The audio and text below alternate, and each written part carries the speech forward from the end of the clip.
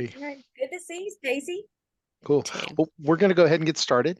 Thank you all for being here. My name is John Pace. I'm your session host. And today we're going to be hearing from Heather Bushelman with the Kentucky Department of Education and Dr. Sharon Todd. And they're going to be talking about empowering administrators to utilize school counselors effectively. And if you have any questions, please put them in the chat. I will be monitoring the chat. Also, you're free to come on and just jump in and at an opportune moment and ask a question. So with that, Dr. Todd, Ms. Bishelman, the floor is yours. Hey, well, thank you, John. Thank you for those of you who are participating with us today. I know there's been a big crowd, so this is exciting to get to present for this EdCamp. So we are very honored to be here. So I'm Heather Bushelman. I work for the Kentucky Department of Education for 1 year now, and I'm the program coordinator of comprehensive school counseling. A lot of what I do is what we're going to talk about today with Dr. Todd, and I also oversee the minimum graduation requirements, the ILP, and then I do a lot of work with many stakeholders around the state for different mental health service providers, Frisky, social workers, school psychs. So I'll turn it over to Dr. Todd. Hi, my name is Sharon Todd, and I am so thankful to be here today, and I appreciate you watching. And I am just thrilled to be with Heather again. We've taken our show on the road, and here we are again. So my background is unique in that I have a school counseling certification and have spent many years as a school counselor, but I'm also a licensed professional clinical counselor and clinical supervisor. And I've also been in that world for quite a while, seeing students and clients in the mental health setting. So I'm happy to be here, and we are excited for you to be here as well. So the first thing we want to do is have you go to this code right here, this QR code, and all you need to do is bring up your camera, pull it up, and you can snap a picture, and it's going to take you to a link to a Mentimeter. And it is simply going to ask you, what do you believe the role of the school counselor is? And I think this is important for us as we do this presentation to get an idea of what are your thoughts about the school counselor and what is the role of the school counselor in your district, in your respective school building. So if you could just take a few moments to do that, we would appreciate it. I'll leave that up for just a few moments. What should it be, or what is it? Yeah, Great good question. Yeah. So yeah, I just had a phone conversation last night about this. Yeah. Okay. I think probably for this part, just what do you think it should be? I think Okay. it's probably what we're gauging first. Yeah. Yeah. And it is interesting because what the school counselor should be and what they are often two very different things. Yeah. And some of that is because of lack of training. No one else in the building really knows what a school counselor can do or should do. So it is our hope to bring that information to you all. Mm-hmm. So let's go ahead and take a look at this and see if you all have responded. So here we go. We have some responses. Can you all see this new screen where it says, what is the role of the school counselor? Mm-hmm. Okay, so it looks like we have some good answers here. Support social and emotional and listening and counsel students. Yes, good answers. I like those answers. We do not always get those answers. We've had some very differing views of what the role of the school counselor is. We've had things from 504 coordinator, ARC chairperson, to lots of different things. So I'm glad to see social and emotional support and some things on here that actually do reflect what the true role of the school counselor is. So thank you for that. Yes. All right. So now I'm going to turn it over to Heather, and I'm going to stop sharing so that she can share. All right. But thank you all for participating in that activity. Okay. Let me find the right screen. I have several open. Okay. All right, can you all see that? Yes. Okay, let me get to where we are. So where do we start with this conversation is growing up, most of us have heard the word guidance counselor, and you still will hear some people refer to themselves as guidance counselors. When we go into buildings, that's typically what our signs say above our door. It says guidance office. Well, that has changed a few years ago, actually. And it is very important that we start calling our counselors school counselors. It is a very different role from what our guidance counselors used to be. And we've linked within our presentation, this is a one-pager that we do encourage our counselors to put on their social media, websites, even tape it to their walls, whatever they have, just to remind themselves, number one, of what a school counselor is, and then and then for our other stakeholders, what it is. And so a guidance counselor, in the past, they've been more reactive. They only see students when there are issues arising. They only service a few kids. So their impacts were very minimal. They were seen as more clerical, doing records and meetings and scheduling. Whereas now, with so much of a shift happening with mental health needs, behavioral needs, even before COVID and before the pandemic, we have seen our school counselors are more needed now than ever to be in front of students. And so they are more proactive. They should be using data in everything they do for their services from tier 1 to tier 2. And then all of their programming should be considering all students. So they're not just seeing a few students, they are in front of tier 1, everyone. And their impact is felt throughout the entire school, the community, as they collaborate with all these other stakeholders to build up their school counseling programs. They are seen as leaders within their buildings. We encourage them to be in front of their staff, in front of their families, because ultimately they are the experts, like Dr. Todd just mentioned, in a lot of different areas, not just social emotional learning. Their role is bigger than that. And we'll get into some of that here in just a little bit. But that's a great one-pager for administrators just to kind of glance at if you ever kind of wonder, what is the big deal? It is a big deal to call us school counselors versus guidance. Okay, let me go back to the presentation. So our school counselor framework, this is in Kentucky what we recommend. This is our guidance for our school counselors. It actually just was updated about 2 weeks ago, so it's kind of fresh off the press. But as an administrator, you do not need to know the entire 60-page document. Okay, but you do need to know a few things within it to be able to hold your school counselor accountable, and to be able to evaluate them the way they should be, and just to know within your buildings, what are they supposed to be doing? So the first thing that's within this framework is it does discuss the school counseling role, different services they would provide, stakeholders they work with, and different examples of that. Another one is the recommendations for their use of time. We will talk about that in just a few minutes, but Kentucky is one of the few states we do have in law what we recommend our counselors to have in front of students with how they serve them. And then there is a crosswalk between this framework and the elements our counselors follow and OPGES. And that Okay, is important. Heather, I've got a Yes. question. I don't mean to interrupt you, but this is like, I just stumbled upon this 2 days ago. And Yeah. I was like, where's this been all my life? And I sent it to every counselor that I knew that I work with in the district I'm working with right now. So this is hot off the press. So it hasn't been here and I've just ignored it. Well, the framework No, I know the framework, about but 4 this years best old. practices document, the best practices document is what I'm talking about. Oh, yes, it's been updated. So I think it's been Okay. there, but may have been hidden a little bit. But yes, this is the framework has always been in there for the OPGES and the Yes, yes. And we share that when we train new principals, but Yeah. this best practices will really help them too. Sorry, I'll be quiet, but I Yes. just thought I just Yeah. stumbled on it the other day. Okay. No, I'm glad you're asking, and I'm so thankful you're using it. That makes my heart so happy. So yeah, that just makes me happy.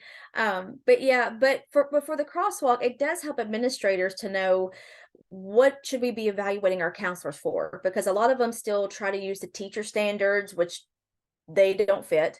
And of course, the other kind of standards that we do evaluate them for, it's sometimes confusing about which ones do we use.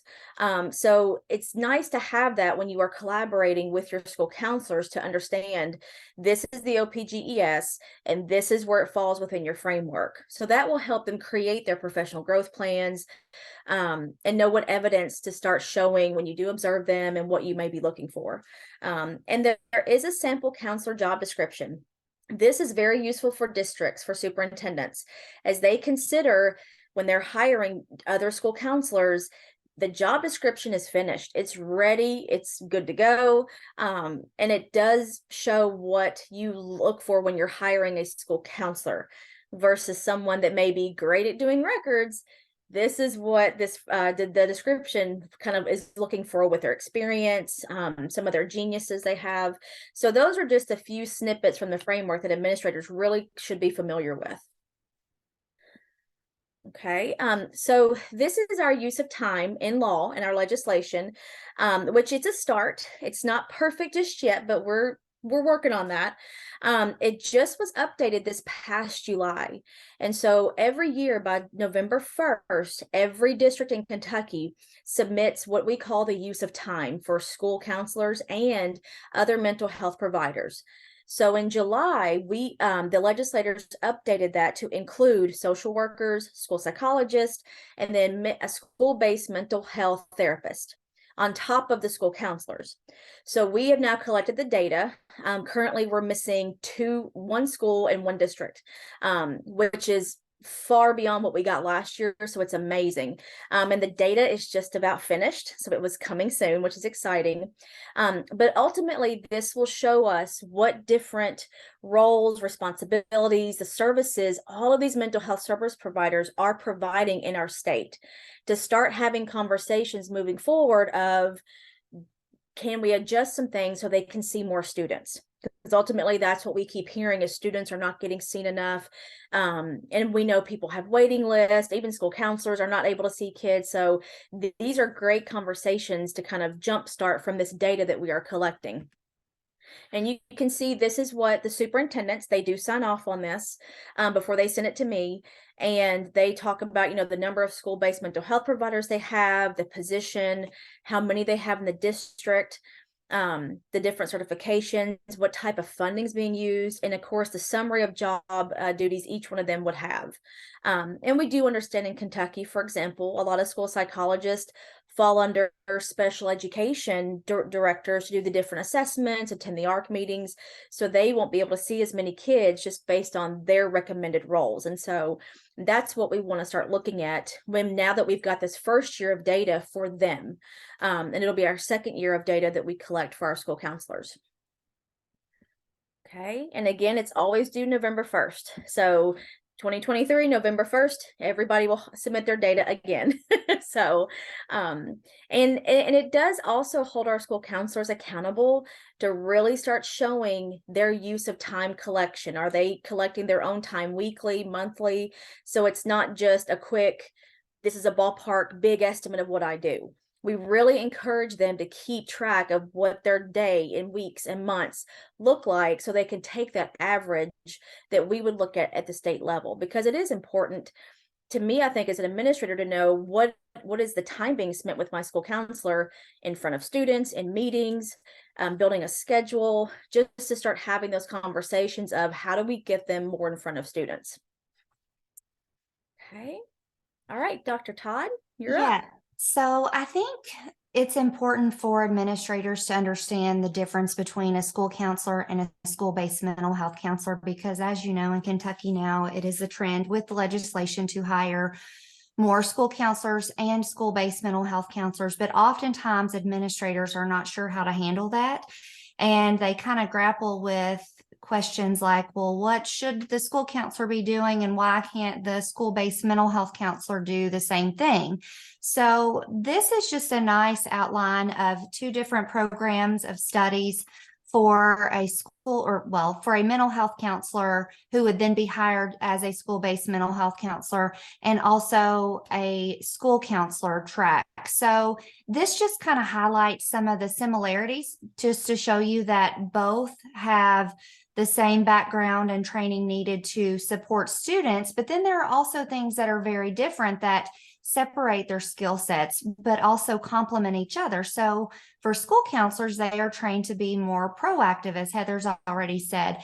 And school-based mental health counselors are more on the reactive end. And so I've spent time doing both of these roles, and I know that they're both needed. And it is a wonderful partnership if schools can have the opportunity to hire both. So I think this just speaks to the amazing opportunity administrators have to hire both of these professionals in the school setting to support students. They are very highly trained individuals who know how to work with students, and it's so unfortunate when we see them doing other things that have nothing to do with their training. So the next slide is also really important as we think about the difference in the two. So as a school counselor, well, first of all, I pulled this from the ethical standards for school counselors and for mental health counselors.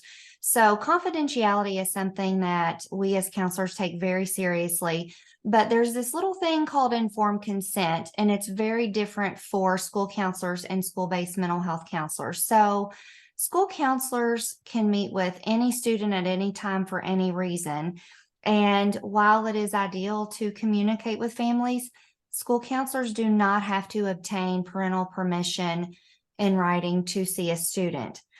But when I worked as a school-based mental health counselor, I could not engage in a therapeutic relationship with a student until I had that in writing, because I was being guided by my code of ethics operating under a mental health professional in the school setting. So I had to have that from parents in order to proceed with services for students. And I think this is an important thing to point out, because we need school counselors available in schools. We need them to be available to see kids as needed. And hopefully they can work with students in a preventative manner, and we don't need as many referrals to school-based or outside mental health counselors. But this is just important to understand the difference in the roles, and maybe why your school-based mental health counselors aren't meeting with all of the kids that you think they should be meeting with, because there are some differences in the codes of ethics and what is driving them to do what they are doing. But one of the things that I did when I was a school-based counselor was to create a referral process that really allowed the school counselor and the mental health counselor, which was myself, to work closely. And I do believe this is critical when you have the two working under the same roof or under the same professional setting. So for me, as a school-based counselor, I never saw a student without a referral from the school counselor, because school counselors know their students. They know who they've already been meeting with. They know who needs that extra level of care. And this also fits in nicely with your MTSS model, so that we have some type of documentation to prove what we call medical necessity, which is a really important piece of information we need as mental health counselors, especially in the school setting. I have to prove that there is a need for me to provide services to students in that school setting, especially if I'm billing Medicaid and seeing students with related services on the IEP. So this form allowed the school counselors to go through and mark every concern that they had about the student, but also give me information about what interventions have already been tried. Has the parent been contacted or the guardian already been contacted to let them know that, hey, I'm sending on this referral because I've already been working with your child for a couple of weeks or whatever time frame, and I believe they need a little bit more. So this is just a great piece of documentation, and I created this, but I'm happy to share it. I just ask that if you use it, that you make a copy of it before you start changing things. And Also, let me know that you're using it, because I like to know who is actually using this tool and how to keep up with that as well. But the important thing there is to make sure that there is a nice relationship between the school counselor and the school-based mental health counselor, because again, it can be a wonderful partnership when they are working together for the good of students. And so the next piece I want to go over is kind of back to what we were talking about at the beginning with the Mentimeter, when she asked, well, do you want to know what their responsibilities are or what they should be? So this is just an opportunity for you as an administrator to make a list. You can write it down or come up with it in your mind of current responsibilities of your school counselor and ideal or realistic responsibilities for your school counselors. But the thing to keep in mind is it's one thing to have an idea of what those ideal responsibilities are, but it's another to create a plan and intervene. And the bottom line is when school counselors can do what they are trained to do, they can do great work with students. So how are you going to make it possible for your school counselors to, in fact, meet with students and be available to students as they are needed? So just something to keep in mind as you're going throughout this training. And if you're not sure what the current responsibilities are or what they should be, then I would encourage you to talk to your school counselor and work on that in a collaborative manner and come up with a plan of action. And so I like this because at a glance, when you look at imagining a DPP who is filling in for a high school Spanish teacher during third block while on maternity leave, you kind of think, well, that sounds silly. Why would you have the DPP covering Spanish? Maybe that person isn't even trained to teach that class, or maybe they're not qualified, or maybe they are, but now they're in the role of the DPP. So is that appropriate? But also to go in and serve as a related arts teacher during fifth period specials, or to attend all district ESL meetings, or act as the ARC chairperson for students in seventh grade. None of those things are in alignment with what the true role of the DPP is. So think about that. And then you can see some other examples that we've given. So when we look at this, it kind of makes sense to go, this just isn't right. We wouldn't have these people doing these things. But so many times we are asking school counselors to do these very things that we are talking about here. So it might not say job title DPP, it might say job title school counselor, act as the ARC chairperson, teach second period AP environmental science, run second grade reading groups. All of these things are inappropriate activities for school counselors. And I know there are times that we have to have the all hands on deck mentality, and I get that. I've been there. But there are also times that we have to understand that when school counselors are doing things that are not in alignment with their job responsibilities, kids suffer, which is a nice segue to the next slide about the day in the life of the school counselor. So these are just some of the things we came up with that happen in a daily life of a school counselor. So you have the current event, the thing that is going on, but you also have all of these back burner items for the day, things that have to get done by the end of the day. And it's really, really challenging when a parent is at your door first thing in the morning to tell you that her child was sexually abused over the weekend, and the mom is in tears, the child is in tears, but you also have all of these other things going on that have to be done by the end of the day. But if you look at the events that have to be attended to and the back burner items for the day, you can clearly see that many of these back burner items are not student focused. They are not focused on the school counselor and that relationship with students and supporting them with their social and emotional health. So this is something to keep in mind. And these things that we've listed are all very common, and I know many of them are examples from our own personal experiences when we were school counselors. So just something to keep in mind, that just because a school counselor is a person without a classroom does not indicate it is an individual who has nothing to do, or students who don't need them. So just something to keep in mind for sure. Yeah, and I think to piggyback off what Dr. Todd's talking about, when we think about the skill set in your buildings, in your districts, school counselors are trained very differently.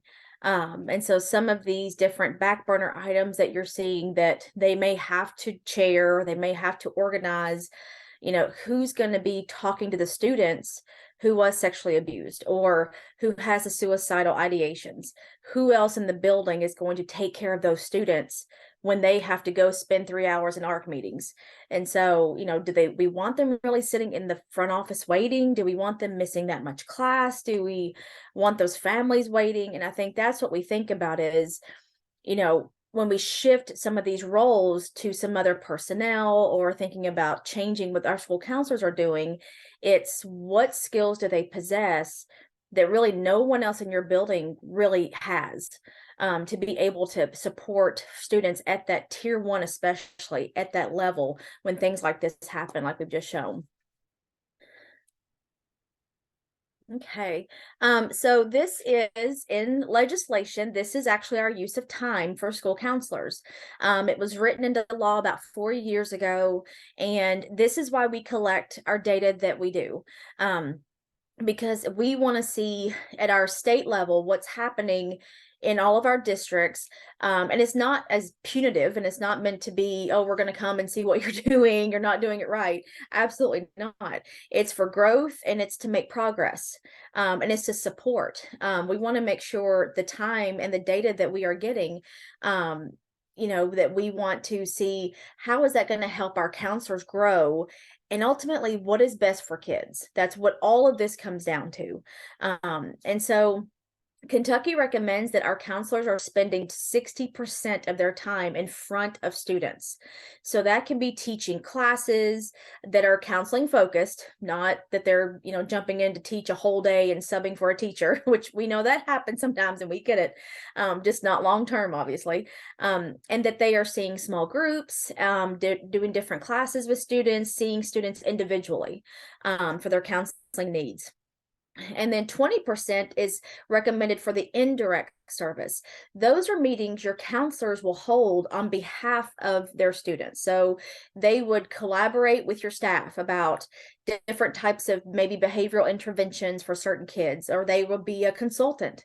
When families call about different issues they may be having with their child at home or in school, the counselor is seen as an expert. And again, it's not just SEL. The counselors really have to be experts in academics, in college and career readiness, and in SEL. So your counselor is not the SEL teacher. That is 1/3 of what they should be experts in. And so that's why their role in seeing kids is so valuable, because ultimately they are the experts in all 3 of those different domains. They can also make referrals on behalf of students to outside community-based services, to tutoring, to different types of job shadowing opportunities. And so those are all appropriate. Those are fine for counselors to do because they're on behalf of students. And then your other 20%, this is where your counselors would need that other time. So they would need time to plan their program, to figure out what's working, what's not, to really look at data. We want them to be data driven, to ultimately help out your CSIP, your CDIP, to figure out how do they tag on to the bigger picture in your school and your district, to do what's best for students. And then minimal school functioning activities. That's where we get into, they may have to, supervise the lunchroom. They may have to chair an ARC meeting sometimes. They may have to help out and be the building assessment coordinator some or as needed. So we do understand in some of our schools with personnel and staffing and just funding in general, that they do have things they're going to have to do that we know are not appropriate for a school counselor, but that all staff kind of have to chip in and help with. But again, we want that time to be very minimal for the school counselors. And so the true purpose of reporting this is, again, it holds our school counselors accountable. If we know what they're recommended to do, we want to see it in action. And so it is holding them accountable to make sure they are not just sitting in the guidance counselor role because they've done it for so many years, they're great at it. And that's great. But again, they're not seeing students. And think about what they're doing to be a guidance counselor versus shifting some of that over to where you really can gain a school counselor to be in front of students. So it's going to provide data-driven support to give for areas of need. It will just show you as a district, we're doing great on this, but what could we grow in and maybe have a long-term action plan that's 6 months, a year, possibly a 2-year plan to start shifting some of these things. And it's not punitive. None of this is punitive at all to kind of smack you on the hand and say you're not doing something right. That's not what's happening. This is a shift that's been a few years coming now. And it's really getting a lot of momentum. But again, we want to make sure, since ours is in legislation, that we are doing and abiding by what our legislators expect to be happening, in our schools. And so this document, this is the appropriate and the inappropriate activities for counselors. And we do tell them, I know myself and Dr. Todd, put this on your wall, on your social media. But we also make sure they know, do not go back to your principal and put this in their face and say, I have to do all this and not any of that. That's not how this works. We know that this is long-term change, but it's systemic change. And ultimately, it will give your counselors more student time. It's going to help your students, your staff, your community, yourselves as administrators. But again, it's rethinking, how are we doing what our counselors are doing? So it's getting creative. And I'm not going to read the whole document to you all, but like building the master schedule, they really should not be doing that. But if they are talking to students and advising them about scheduling and classes options, that's fine. But they shouldn't be sitting in front of a computer building the whole thing. That's more of the clerical work. Maybe we can shift that to somebody else within, the office or things like that. Coordinating paperwork, signing excuses, more again, the clerical work that they really shouldn't be in charge of doing. And of course, providing long-term counseling, like Dr. Todd has mentioned, our school counselors are not long-term counselors. They are short-term. So when you have students who have those needs, that's where your school-based mental health providers really come into play with that teamwork and that collaboration to start doing referrals, to be able to see those students. Covering classes, grade point averages, keeping records. And of course, the big one is down here at the bottom, coordinating the ARC meetings for special education and 504 plans. That is inappropriate, and it has been for several years. And that just means counselors to chair an ARC meeting or a 504, that's not what they are trained to do. Nothing in our graduate programs discuss that, build them up for that. We come to a district, and different districts are, have this type of training. Some districts have other people who do this.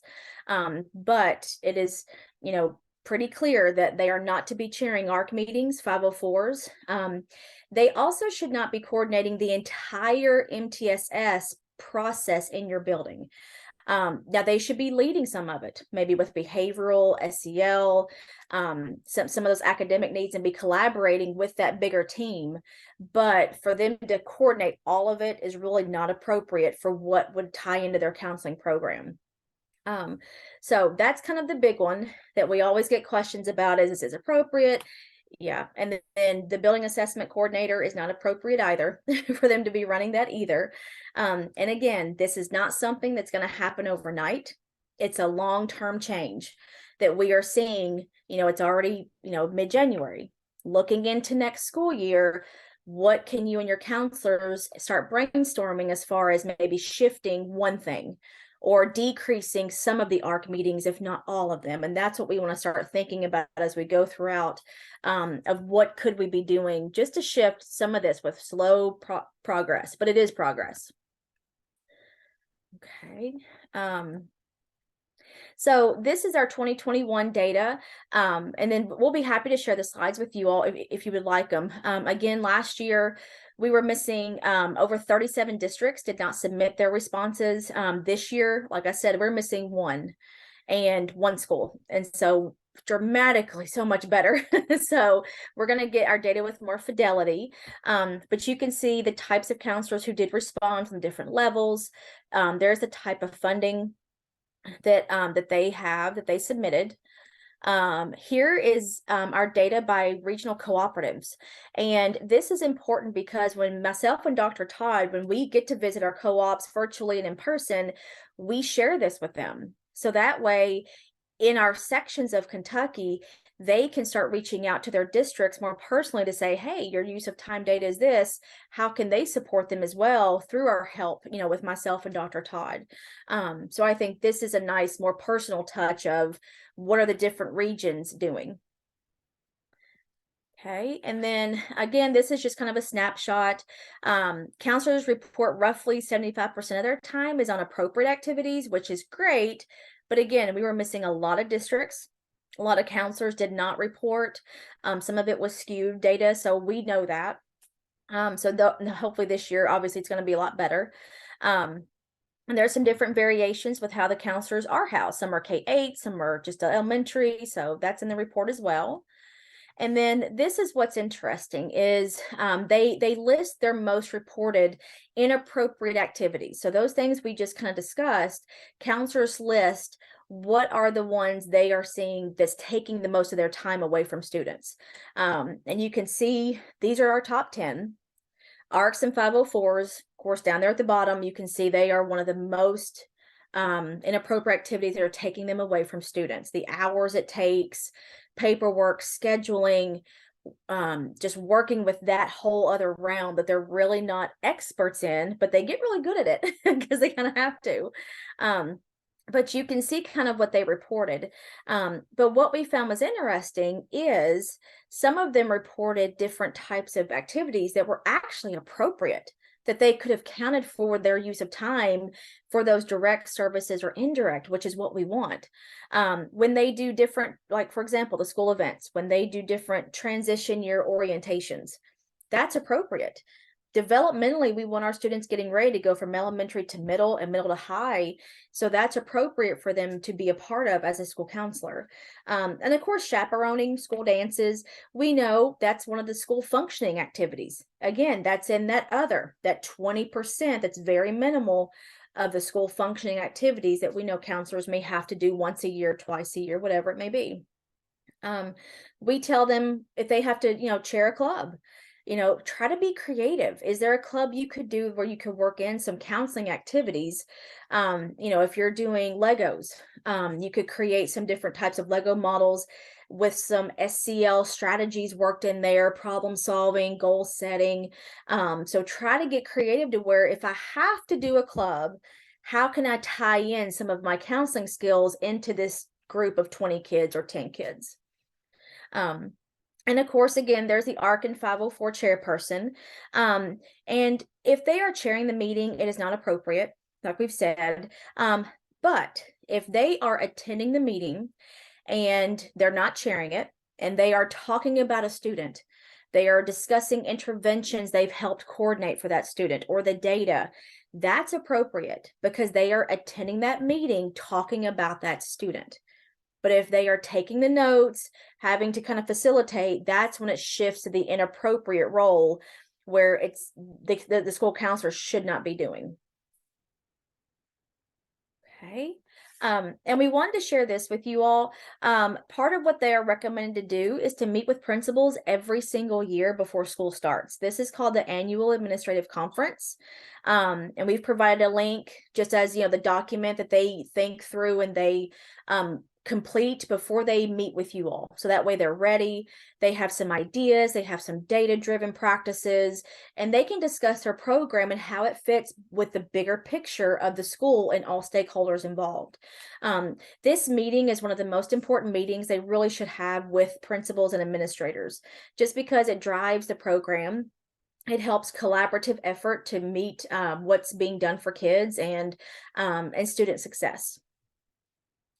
And again, we do have them role play. When we do train our counselors about this, we have them role play with each other as administrator and counselor, and they switch out because we do want them to think about not just school counseling, but the bigger picture of how their program ties into school and district.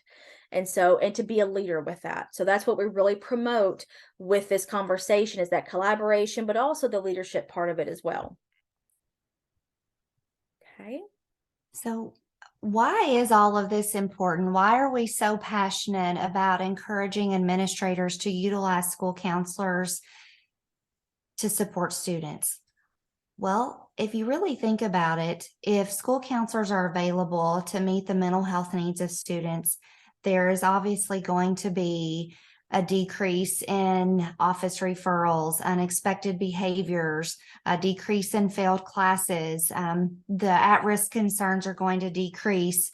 And also, when you have school counselors who are available, it supports the teachers, the administrators in the building as well. I can't tell you how many times I've had teachers and other staff in the building come and talk to me and just say, I just need someone to talk to. Now, I'm not providing counseling services in that role, but I am supporting them. I'm offering a listening ear, an unbiased ear, a non-judgmental ear.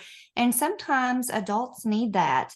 We've had a rough couple of years in education, and I think this is more important now than ever. And also, when our teachers feel more supported, they're going to be at school. And when they're at school to teach, what are students going to do? They're going to learn. And we're also going to be able to keep those talented teachers in the classroom, which is what we want. We want sustainability. We want them there every day.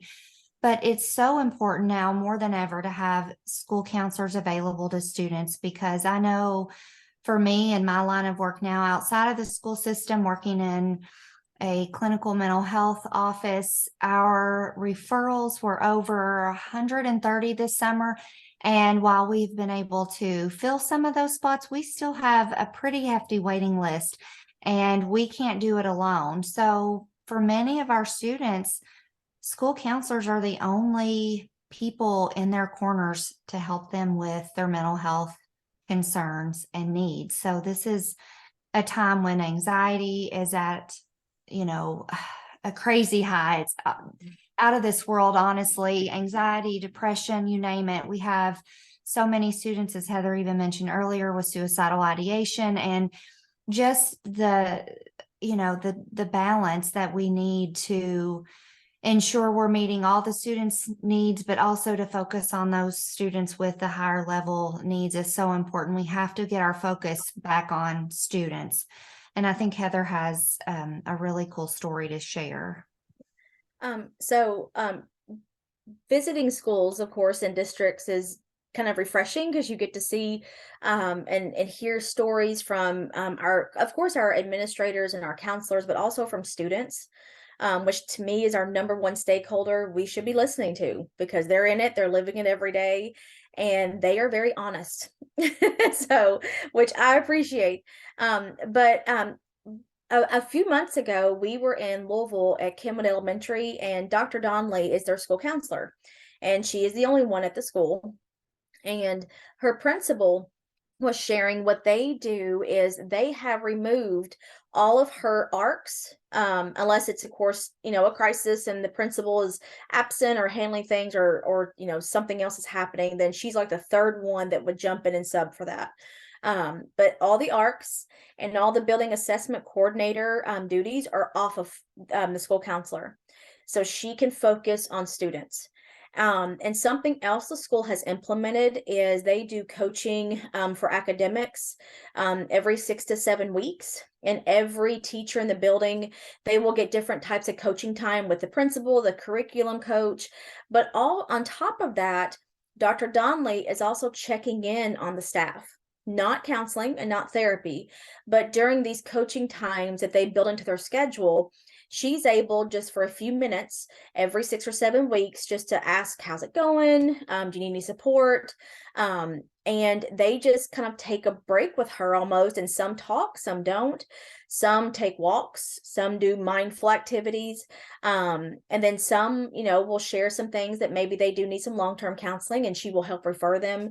But the principal, what stuck out to me is, well, that's great, but what have you seen as the impact? And the principal discussed how regulated adults will teach regulated students. And so that to me is huge, because she said their behavior referrals had decreased, their at-risk behaviors decreased, academic scores had increased, just because of part of it is the academic coaching, but the other part is their staff felt heard. And they knew that they were listened to, even if they didn't talk. They just knew there was a safe space just to be for 15 minutes. And so I think with our school counselors with that, even if it's not that often, just they are typically the ones our staff will go to for venting, for just to cry, or just to get out of their room for just a second, just to be in a place where there's no kids. So I think that, and to have data to back it up, I think was very eye-opening. And so I know me and Dr. Todd, we always get the same question is, how do we do this? We're not going to get more money. We're not going to get probably more staff, unfortunately, which is what would be the great thing and the perfect world thing to have. So what are districts doing? So across the state, small districts, larger districts, they are doing different things. And we'll be happy, if you're interested, to get you in touch with a district similar to yours that is making this happen. They are taking away ARC meetings, 504s, they're taking away the building assessment coordinator from their counselors, and they are seeing students more. So some of them, I know a lot of our larger districts and a few smaller ones, they have special education consultants who they are chairing the ARC meetings. So it's off the counselors. And as an administrator, I'm sure that perks your ears up, because it's also off of you all as principals and assistant principals. So that's something to keep in the back of your mind. And then it's having some conversations about, where can we shift some of the activities the counselor is doing to some other personnel? For your building assessment coordinator, who else in your building could do that? It doesn't have to be your counselor. It doesn't have to be the principal or the assistant principal. So who else could help with that? Even if it's having your counselor for the next year train and partner with somebody to do it, and then they relinquish it the year after. Again, it's slow progress, but it is some progress. We have one district who has initiated a 2-year plan. This year, they have taken away the assessment coordinator duties from their counselors. And next year, they are decreasing the amount of ARCs and 504 meetings the counselors will chair. So again, 2 years. We're not talking about going back to your buildings and saying, oh my gosh, we got to get this done by next month. Absolutely not. This is consideration for into next school year, because I know in a couple months we're already thinking that way. Is what are conversations we may need to have about, what is your school counselor doing, and how can you shift some of that off of them to get them in front of kids? Because it's been a little alarming. We're hearing from a lot of students, our student advisory council at KDE, some other groups of students around the state. And it's a consistent message of, our students are not being seen. They are requesting school counselors, mental health providers that come to the buildings. They are waiting weeks and months to be seen, which is concerning. And you can hear it in their peers' voices when they talk about, I've got friends who can't get in to see the counselor. And this is your school counselor who's typically there all day, every day. So that's worrisome, because, and the kids see them doing things that are not seeing kids. and they know it's not their fault. And so they're like, we wish we could help them. So for students to start recognizing our counselors are not seeing our kids, I mean, I think to me that would kind of think, okay, what do we need to start doing that's different, just to make sure that they are in front of our students. So, Yeah. okay. And ahead, Jen. so, yeah, the most important part of this, I think, is to do some self-reflection and really consider, how are you currently working with your school counselor? Do you have a good relationship? Do you have a relationship that needs some improvement? And if so, how can you do that? And how can you really start to support your students by supporting your school counselor? And I think if we change our mindset to supporting students through school counselors instead of we're just supporting school counselors, I think that is a game changer, because we're not saying, this is all about the school counselor. This is about students. And if we don't support the school counselors, we're not supporting students. And this is an important time for us to take a lead and support our students like never before, because they need it. And we have trained individuals and schools who are ready to support and be there. And this can also be a huge support to you as an administrator as well. So we do thank you for listening and participating. And I think Heather said we will share this. So Heather, do you have the contact person to share this with? Yeah, I'll ask. John, do you want me to share it with you, or the slides? Would it go better with Keith? That would go better with Keith. And also, Okay. I think there's an area where you can actually drop these, where they can access Great. PowerPoints from all the presentations. So I'd check with Okay. Keith. I'll look for that. Yeah. Awesome. Thank you. Well, were there any questions? I know there was a comment in the chat from Don Allnut.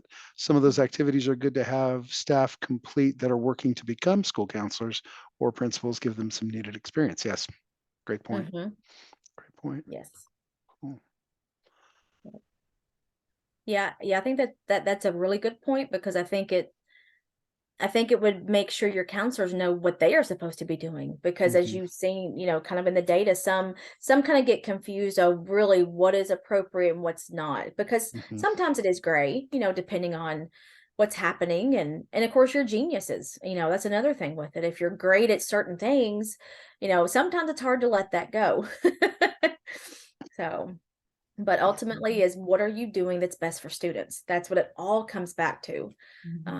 We want them with students. Yeah. Well, this is very interesting. And I grew up in an era where trying to get in to see a school counselor, back then they were called guidance counselors for sure, because I graduated high school in 19. And and I remember our four counselors at the school I went. I mean, they wore so many hats. It was crazy. It was crazy, and you never got to see them. And that was difficult on us. But thank you very much, the both of you, for a fantastic presentation, very engaging and interesting presentation. I enjoyed it, and thank you so much, and thank you for those who were in attendance. And the next session, you're getting back a little bit of time, but let's see. Next one starts at, well, it's around 9. It's kind of a Q&A session, but you have a little time before that starts, and that'll be in the main room. And again, thank you all, and I hope you all enjoy the rest of your conference. Thank you. Thank you. Thank you.